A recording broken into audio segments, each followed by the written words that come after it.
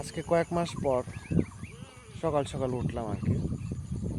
তো সকালে উঠে দেখি একদম আকাশ ঘন কালো মেঘে ঢেকে গেছে। এদিকের আকাশটা একদম ঘন কালো মেঘে ঢেকে গেছে, আর এদিকে আকাশটা আবার পরিষ্কার আছে আর কি।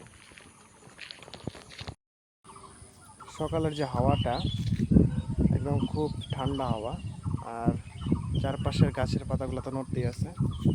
খুব সুন্দর প্রাকৃতিক হাওয়া, খুব ভালো।